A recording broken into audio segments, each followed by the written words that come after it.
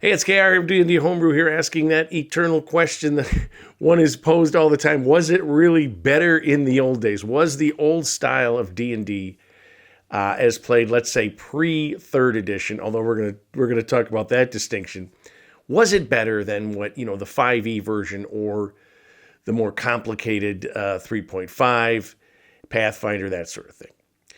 And, there's 3 possible answers to that question. Yes, it was. No, it wasn't. Or it depends on how you frame the question. Well, you can see where I'm going with this, because even framing what is old is, there's people that say, well, it's anything 2nd edition or before that. Other people say, oh, no, 1st edition. That's the true old. Some people say it's the BX style. Some people say it's the white box. Some people say it's the clones that have come out. The OSR systems that have sort of cleaned things up, starting with Osric. There's a million different ways to frame this argument. But what I'm going to say, as someone who started off with the white box and played back then, is what was different to me than the, say, modern or more recent iterations of the game is the attitude of the players, the way we approach the game.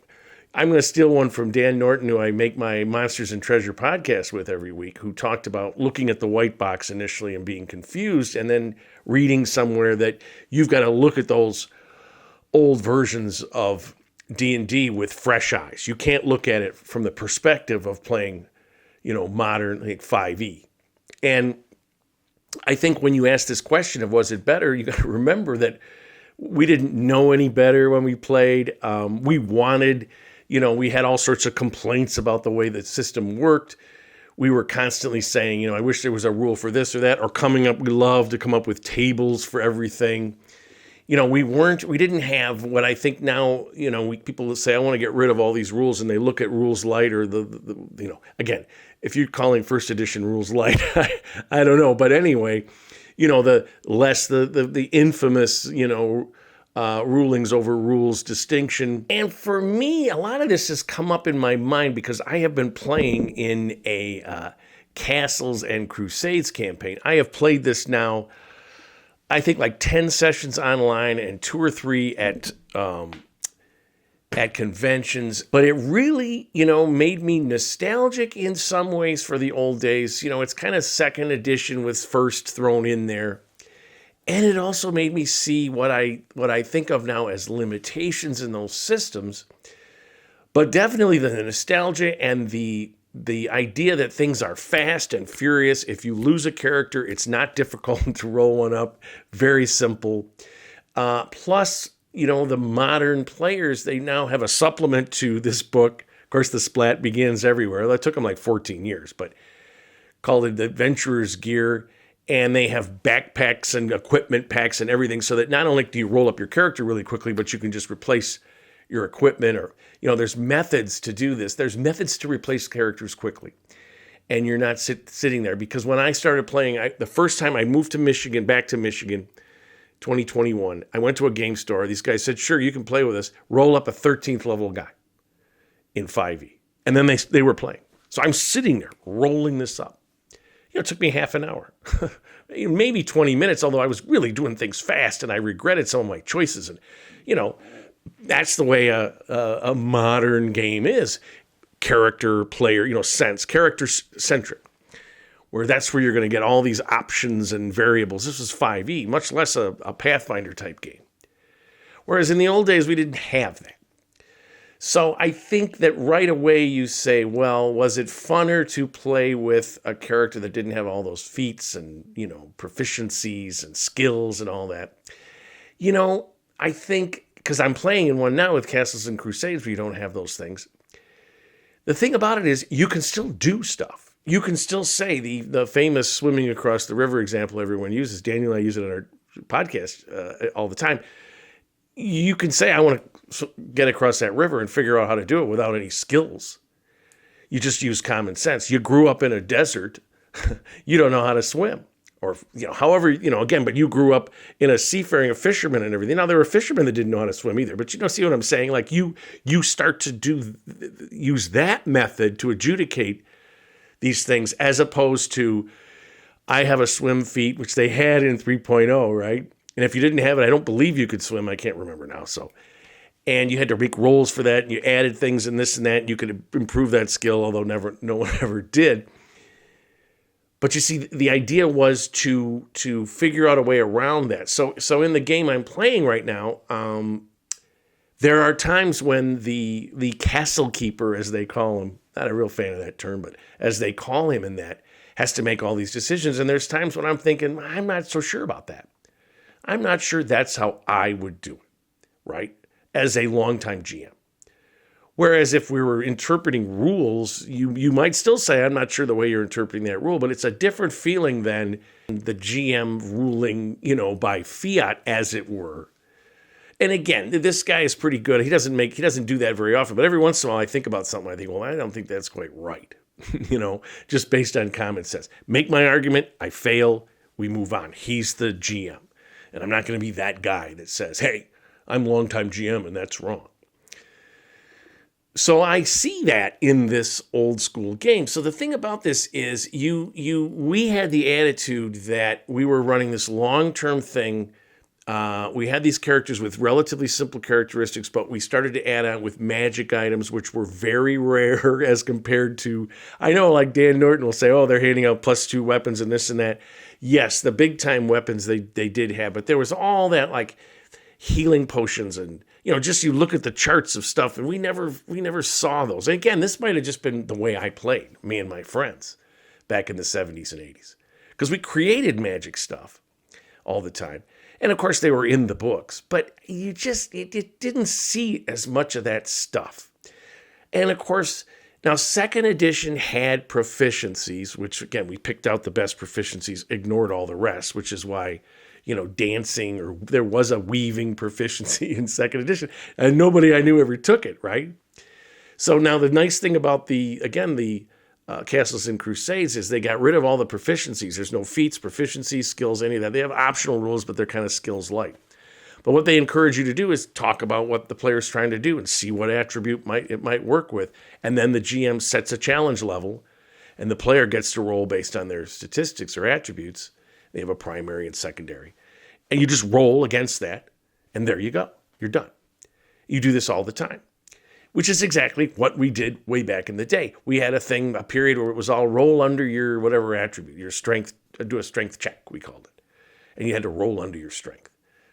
And we would just, or a dexterity check or an intelligence check or whatever. We just sort of did that, right? To give it a chance that you might know or you might not.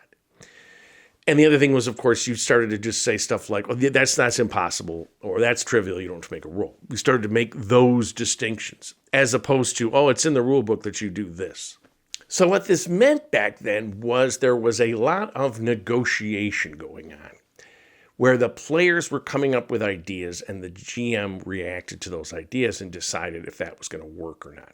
For a lot of situations that I think in a more modern system are taken care of by rules, or, I'll give you advantage, disadvantage, go, or, all that kind of stuff, which is, that system is just a shorthand for all the crazy checks that you had like in third edition. But it's not to forget that, when third edition came out, me and my friends thought it was a great thing. And we loved it. I didn't like running it, as I've said many times, but I loved playing it. And so this whole OSR thing, like Castles and Crusades came out, I was aware of. I had one, maybe two guys, but I had one friend for sure that was always trying other systems. He did from the very beginning of D&D. He's a little bit older than me. So he would go out and buy stuff. So he was aware of Castles and Crusades, and he was aware of, they redid all those old rules in the aughts, right? With the Osric and all that stuff. He was always aware of it. But I was like, well, I played all those, right? I was immersed in 3.0.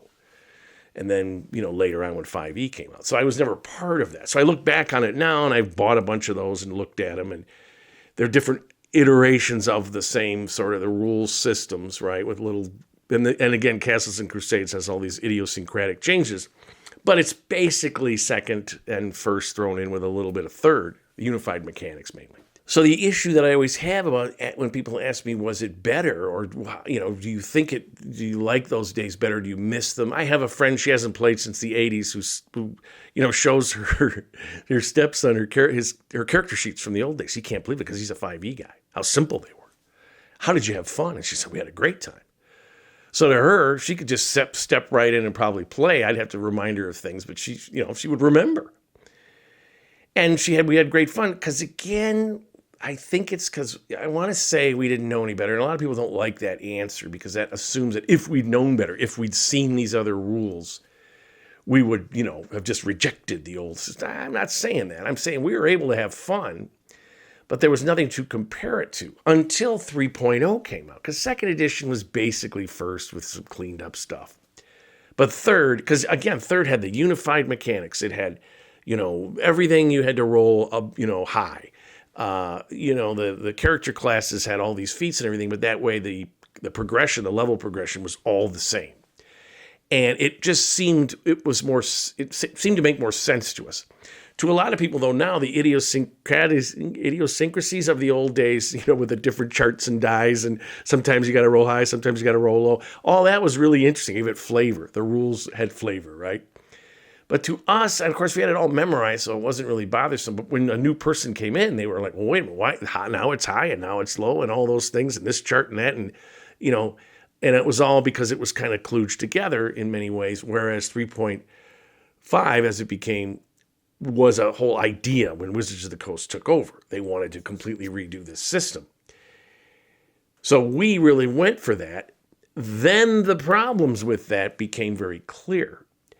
And when I'm running this Castles and Crusades, I can see how those problems don't crop up of looking at the rules and figuring out all the modifiers and which ones overwhelm which and which ones supersede which and all that kind of stuff doesn't come into play. And that's what started to bog down the more rules-intensive systems. And so what I would say to anyone who's curious about these old systems is to approach them like Dan Norton says. You got to get rid of all your other presuppositions, not just from coming from 5e, but, this OSR, this is going to be the greatest thing ever. Finally, a rules system that's just awesome and perfect and pure. No, you're going to be able to see a lot of stuff where you're like, if the GM is good, you won't see it as much. But if the GM plays favorites, or they're all chuckling and laughing, and they're all doing this rulings and stuff, and you're sitting there realizing, I don't have a lot of options here.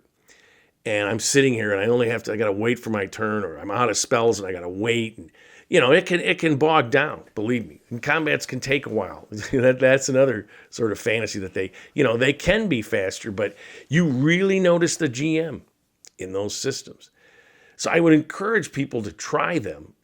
I love the fact that all these old games are, these systems are coming back, or especially the original ones. I know people are always recommending you got to do the white hack or the black hack and all that stuff. And I read them and I kind of go, well, I could just play the old game. I get it. I'm not trying to bash those at all. I've never played them, just looked at them. So I would say if you approach it with an open mind, that you're going to do this system of, we don't have a lot of characteristics. We've got to make judgment calls a lot when you're trying to do the things in the game that characters try to do, and you get a good GM, I think you can have a lot of fun. The other question, of course, is advancement. If you're used to characters advancing quickly, you're not going to find that. Castles and Crusades, it's really slow. It's even slower than the old days, which is incredible. So, unless the GM is handing out points, and I noticed that the milestone thing, which we never had in those days, is big in some of these. When I hear about people with OSR stuff, and I think, well, I can see why, because you'd never make those points, right? Hundreds and hundreds of thousands. But that's the way it's written up in a lot of these. So be used to that, and be used to when you made that 100,000 points, you don't get that much. You get one more spell or something, Maybe, at every couple levels you get another level spell, or whatever it is your character is doing. So you get that extra hit dice, you get that extra bonus, but you're like, it's not that much. That's not what it's about, right?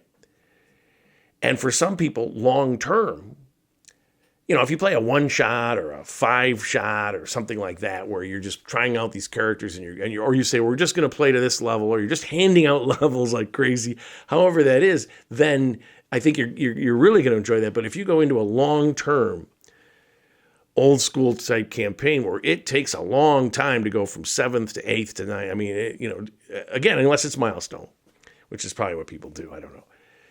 That's a different kind of game. That's a game that will peter out in a way. And again, real life always comes into play in these things. Not just real life in terms of job or personal life or whatever, but real life in terms of we've been playing this for 2 years and we want to do something else. We want to, have another, I don't want to GM anymore. Or I want a GM or whatever, that comes up. So the idea that this thing is going to transform your life or something, you're going to see the same sort of things just through a different light. So again, part of this video came from me playing Castles and Crusades. That's one game system. It's not a true OSR system, right? It's a D20 system that then took and sort of, I wouldn't say cloned, but emulated the second and first edition rule set, because the OGL was new at that point. Then created their own siege engine thing, which I can talk about in another video. But it's been, as I say, parts of it I really enjoyed, and parts of it I think to myself, well, this is kind of what frustrated us back in the day. Because again, we didn't know. We were just playing the rules as they were, and the systems that were out there that had tried to fix all these things, percentage-based systems and skill-based systems and all that stuff, we just didn't play very much, in my experience. So my answer is I had a great time playing those systems, and in some ways a better time than I do in the more modern ones, especially being a GM. But it was a long time ago, my friends, and the rose-colored glasses might be in the way. And a shout out to my Patreon supporters. Love you guys, love creating material. I create maps, I create new monsters and all sorts of ideas. I talk about the things that I create in a much more detailed thing in my videos. So please remember to like and subscribe and all that stuff. Love to hear your experiences if you're doing an OSR style game. But again, whatever game you're playing, have fun and tell somebody else about it.